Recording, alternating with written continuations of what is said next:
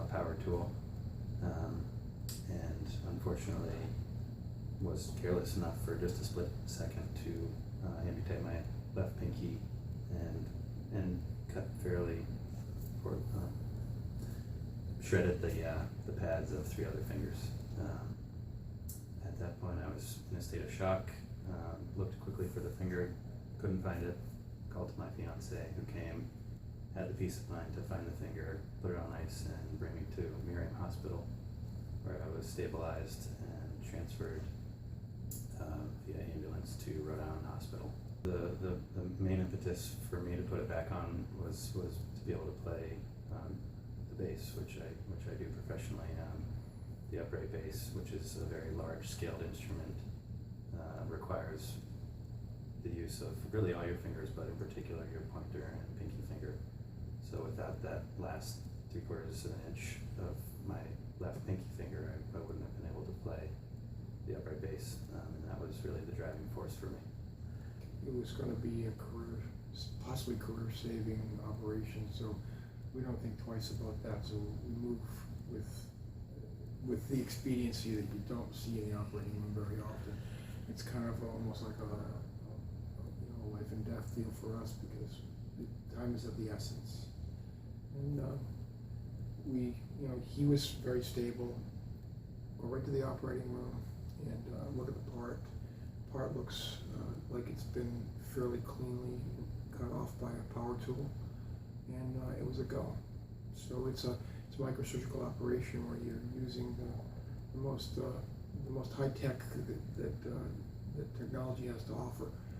Microscopes that can illuminate things at least 10 times, and then the finest of sutures, finer than a human hair, and put that thing back together. It took a couple of hours, but then that started a big cascade of very important, crucial, part-saving events that ensued after that. Post-op, the treatment was really sort of pain mitigation, and part of the surgery was taking the fingernail off, and that was where blood was intended to just pass through the finger to reconnect those vessels. So I was kind of constantly bleeding for 2 weeks, and that was the goal. Anytime it sort of scabbed over, it was scrubbed off, so that blood would pass through that amputation. As part of that, there were leeches, medical leeches that were used on essentially every 2 hours. A new one was put on to, again, just encourage that blood flow across the amputation and reconnect those vessels. So they come in saline solution, I suppose, and they don't look fairly, they're small when they come, and they're hungry. They're flat and maybe 1/2 inch to 1 inch long. They drink for a half an hour on average, and by that time they were almost as big as my pinky. I'd say about 6 months later, I was able to pick up an instrument again and start very cautiously working my way around it.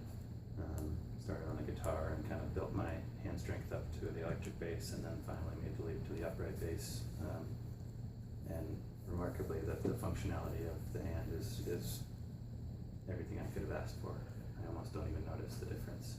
A big moment for me was getting back on a big stage, and that was at the Newport Folk Festival this past summer. You also play guitar, or you play guitar. So talk about that, and then when things come. There's no way to express the joy that you feel when you're able to use your hands purposely to make music, and to make it with a band that's the ultimate. So when he comes in and you think, there's a chance we could get this back, it's still just a chance. So the surgery went really well, but you need to have a motivated patient to make this all come to fruition, and to rehab, and to get back and do it like you were doing it, and couldn't ask for somebody more invested in his outcome.